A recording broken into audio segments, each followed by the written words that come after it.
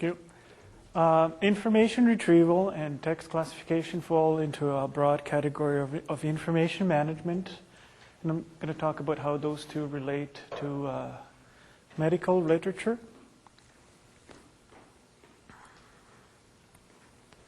So this is the outline of my presentation. First, I'm going to talk about the motivation behind this. After that, I'm going to talk about some aspects and problems of information retrieval. Next, I'm going to talk about aspects of text classification, and I'm going to present some algorithms. Then I'm going to talk about how those two pertain to medical literature and give an example. And then I'm going to move on to future work.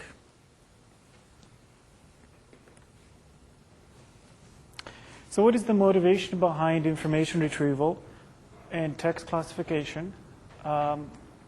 What we have is large document collections such as encyclopedias, news collections. The internet is one big collection of documents.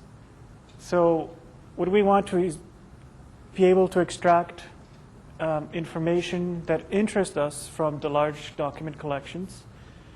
So how do we find relevant information and what is relevant? Some of the first studies on document classifications have been done on encyclopedias and news collections, just because those were the first large document collections to be digitized. But now, obviously, we have the internet, and it's interesting to see how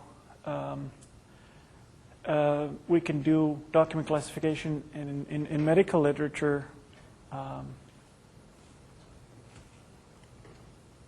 Here's the definition of information retrieval. I'm not going to read it. It basically says that you can search for almost anything, anywhere. Information retrieval pertains to searching for text in documents, or searching for documents themselves in databases, or searching for hypertext, or searching for images, searching for sounds, all kinds of different things. There are two different performance measures that indicate how well we're doing in searching for information. One is precision, and precision says what is the percentage of documents that are correct within the documents that have been returned. Whereas recall talks about the percentage of documents that have been returned out of all the other documents that have not been returned. So what are some of the problems with information retrieval? So the first problem is that no context or semantics is preserved. When we search for documents on, let's say, Google, we provide keywords, but there's no semantics and no context. We don't give the meaning to those keywords. So we're only going to be able to retrieve documents that have those keywords. There's some problems with synonymous words. So, for example, if we have a word such as PDA and handheld, if we search for all the documents containing the word PDA, we're not going to get any documents that talk about handheld instead of PDA. There's also a problem with polysemous terms, such as, in my example, Jaguar. You can talk about the big cat, or you can talk about a car. So if you're looking for a car, you're also going to get biology pages. And if you just want the biology pages, well, too bad. You're also going to get all the pages talking about the car. Text classification, or text categorization, I use those two terms interchangeably. Here's the definition. Basically, it could be a bit daunting, but all it's saying is that we have a document DJ in a category CI, and what we want to know is a value T, which is true, or false, which indicates whether document DJ falls into category CI. So for each pair of DJ CI, we assign either value true or false. This definition is actually a definition of hard categorization, which we'll see on the next slide. Now, there's some questions that we need to answer that will lead us, the answers to those questions will lead us to the type of solution that we want. The first question that we want to answer is whether we want to use single label or multi-label categorization. Single label categorization indicates that the documents can only fall under one category, whereas multi-label indicates the documents can fall under more than one category. Next question that we want to answer is whether we want to use category pivoted or document pivoted. Now, what does that mean? Category pivoted will answer the question, which documents fall under this category? Whereas document pivoted, we have a document, which category does this document fall under? Now, the first case, category pivoted, which documents fall under this category? We would use that when, for example, we've already classified documents into categories, but now we add another category, and we ask, so which documents should we move into this new category? Document pivoted, on the other hand, is used when we don't have all the documents at the same time. We only have one document. So we ask, what do we do with this document? For example, spam. We get an email. Should we classify this as spam or not? We only get one email at a time. So in that case, document pivoted would be used. Now, hard categorization versus ranking categorization. Does a document fall under this category or not? So this would be hard categorization. Whereas ranking categorization will give, for each document, we'll say, well, it could belong to these categories, whereas this top one is the most likely, the second one is less likely, and so on. We have also predetermined categories versus self-organizing categories. So directories, internet directories such as Yahoo and Google, they have set categories where they've classified documents into. What if we don't have predetermined categories? We can let the data organize itself. We'll see later what that means exactly. Now, we need to talk about how we are going to represent a document. We can just extract the terms or the words in the document without regard to their position and just use that. This is called the bag of words approach or representation. No structure is maintained there. We can have something called the structure representation, where we extract phrases from the documents and structure is preserved. Semantic representation. So how do we preserve the meaning of the documents?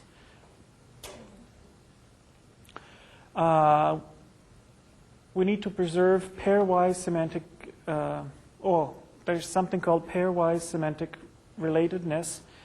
And what that pertains to is, for example, when you have a World Wide Web, the phrase World Wide Web has a different meaning than each individual term, world, wide, and a web. So we can do that using term clustering. Now, how do we disambiguate synonymous terms? That can be done with a technique called latent semantic indexing. There's other information in the documents that could be used to classify them, such as hyperlinks. This obviously pertains to web pages. In abstracts or research papers, this could mean all the references that you have. So you can use the information from the references to classify the document in question. Here I've outlined all the text classification algorithms that I've found into two broad categories. One is supervised learning algorithms, and the other one is unsupervised. supervised learning has a lot more algorithms, as you can see. Now I've split all the algorithms into two subcategories of supervised learning. One is deterministic algorithms and one is non-deterministic algorithms. Deterministic algorithms are algorithms such as term frequency, Bayes, probabilistic, Rocchio, and support vector machines. These deterministic, what does that mean? That means that they're statistical methods, and if you run the algorithm again with the same set of data, they'll give you the same result. Non-deterministic, on the other hand, such as neural networks, they insert some kind of randomness into the results, so if you run the algorithm again on the same data, you might get a different result. All these methods are supervised learning. Now, what does that mean? That means that you need to have already pre-classified set of documents that you know are correct. And you say, look, here are the correct documents. Now go learn on these documents. Now, this can be very well used with predetermined categories. We have predetermined categories, pre-classified documents. We can apply supervised learning techniques on that problem. Now, unsupervised learning is there's no information about correctness or classification of documents, and the documents will organize themselves. One example is self-organizing maps. Now, this paradigm is useful when we don't have predetermined categories we want to classify into. I'm going to move on to self-organizing maps. All the other algorithms you can find in my full document version. Self-organizing maps have been developed in the 80s by a Finnish researcher, Kohonen. They're also referred to as Kohonen maps. What they try to do is reduce the dimensionality of data. So what they do is they produce a 2D plot of your data set. So whether in this case it's colors that organize themselves into regions of a similar color on a 2D plane, or documents or any other set of data can be organized in 2D and presented in 2D. So the main idea in self-organizing maps is that we have a 2D grid of neurons with weights, and these neurons organized in the 2D grid will compete for the data, and the data will organize into different neurons. Now, this grid here might contain, let's say, 100 by 100 neurons. So before we start the self-organizing process, the neurons, the weights of the neurons are randomized, and the data fall in randomly, whereas at the end of the process, they organize themselves. This image over here indicates regions. The light regions have high similarity between samples, whereas dark regions here indicate regions where the samples are not similar. So in this case, the color between the samples is not similar. So I have a small animation clip that should help you in understanding how this goes. Suppose that you have a vocabulary of 3 words, only 3 words allowed in a document. So for each document, we're going to construct a vector of how many of each of these words it contains. Suppose you have one document that contains 13 instances of foo, 3 instances of bar, and 7 instances of foobar. This is how I'm going to represent that information graphically. So the first bar is longer, represents 13, the second one shorter, and the third one is a bit longer. So this is our graphic representation of a document. What we have here is a 3x3 matrix, a map, self-organizing map. Usually these can run into tens of hundreds. At the top, I have 9 different random documents that we need to organize in this 2D fashion. So the question is, where would these documents fit in? Normally, you have a lot more documents than you have cells in this map. So you would have maybe 10 to 100 different documents fitting into just one cell. Now, I only put 9 up there to make this simple. Each one of these cells in a self-organizing map contains a neuron with weights. A neuron contains a vector, same as this input data vector, except this is sometimes called a virtual vector, as this is a real vector. Each neuron tries to represent a certain kinds of documents. So you can see here, this neuron does not really represent this type of document well.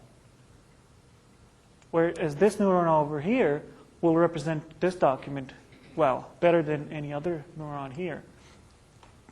So the process of learning involves selecting a document from the list. And what we need to do is do a dot product between the real vector and all the vectors in the self-organizing map. Doing the dot product will tell us which of these vectors is the best match.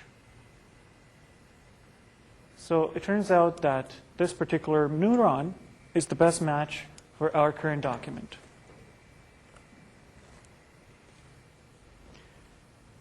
After we've determined the match, this particular one, we'll need to scale the neighbors and the match to represent this document better. We'll see details about exactly what this involves later on in the algorithm. So after we've scaled the match and the neighbors for this particular document, we need to repeat this whole process for every single input document. Once we've done that, we need to repeat the whole process about 100 to 1,000 times until the map settles down. So for example here, this document, this neuron here will represent all the documents with large number of foo, whereas this one here might represent documents with large numbers of foo bar. So after the map has settled, hopefully, we'll see something like this where the similar documents fall close to each other once the map has settled down. This is the algorithm formalized of what you've just seen. So first we will initialize the map of neurons randomly for X number of repetitions, which could be 100 to 1,000. For each sample, we find the best matching neuron and we adjust the weights of the neighbors. So this is the formula. The weight, M, is the weight or the vector of a neuron, will change such that we take the difference of the real vector and the virtual vector into account, and we apply a certain learning rate which decreases as time goes on for each neuron that is in the neighborhood of the match, and the neighborhood also shrinks as the time goes on.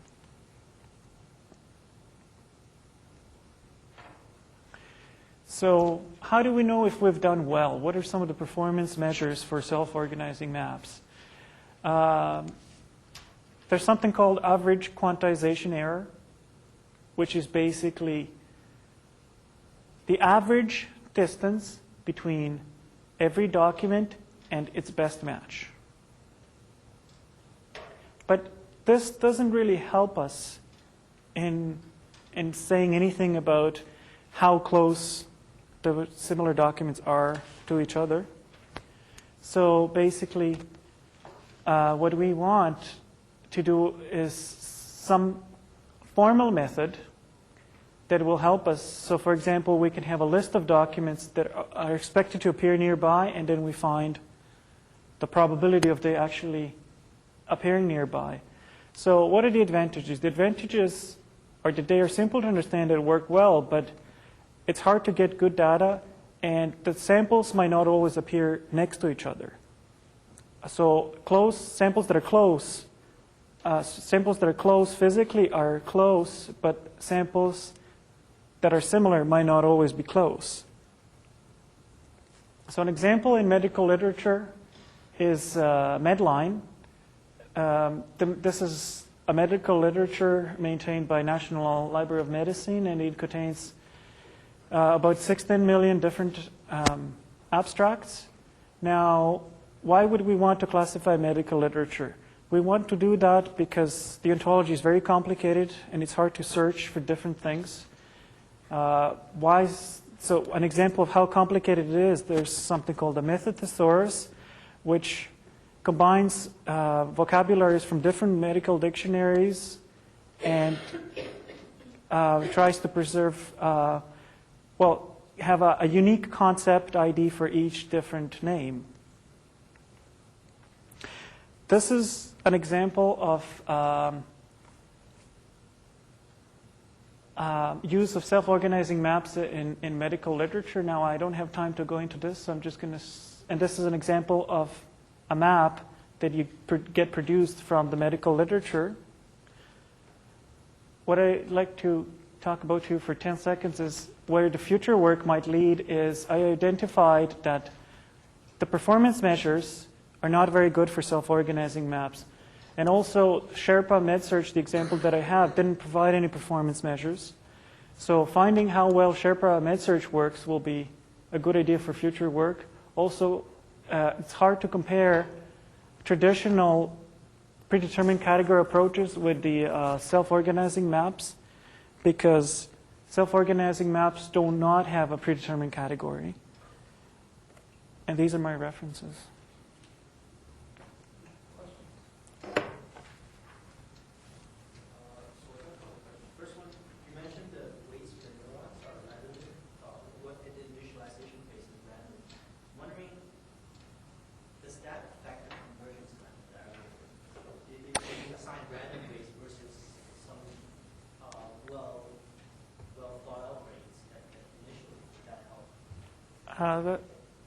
The question is there any other way to initialize the map other than randomly? And the answer to that would be yes. There's an example where they would initialize the map along the diagonal in a certain fashion, or they would use eigenvectors and things like that. But you really don't have any concept of where anything should fall. But arranging certain values along the diagonal might improve the convergence time, yes. Another question. Go ahead.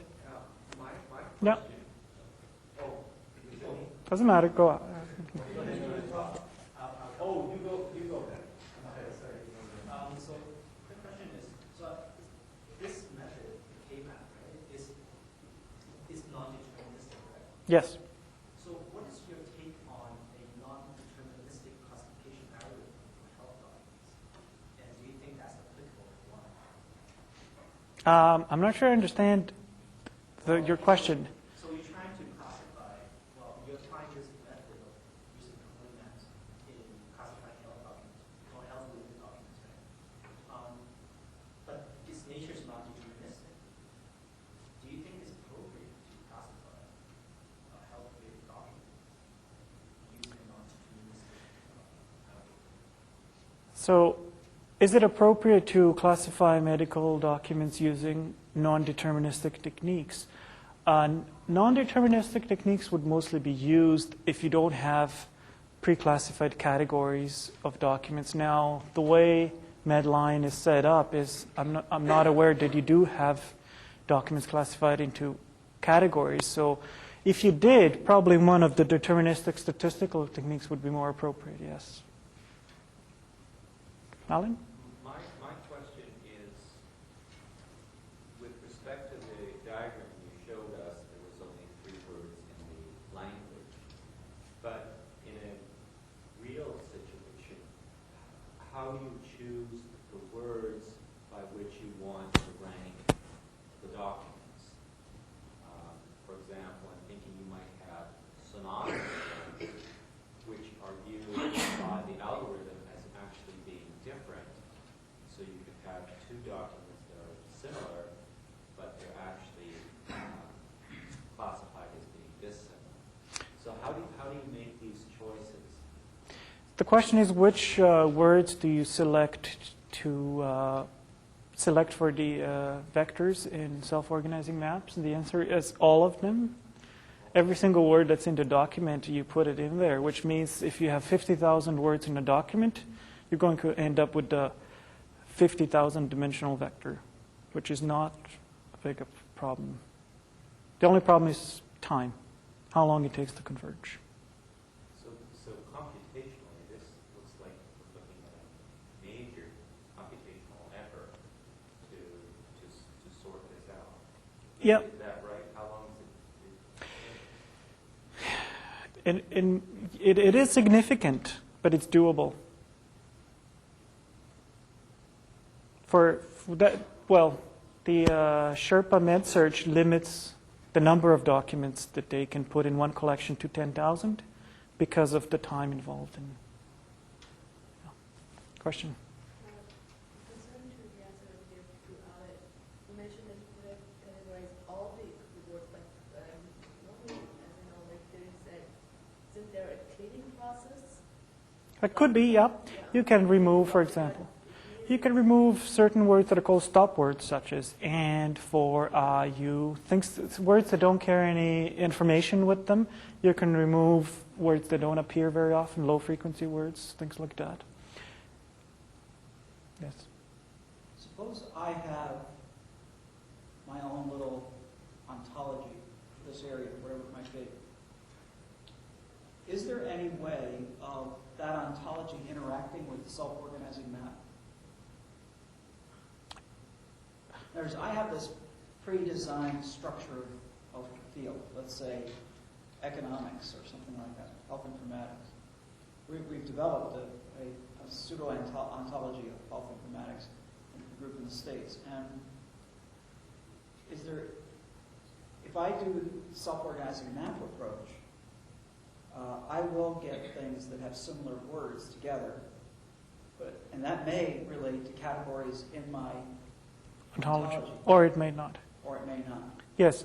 There is something that nowadays Cohonen, the inventor of the map, is trying to introduce into the self-organizing maps, which is sort of guided or supervised learning, where you somehow incorporate this information of predetermined categories.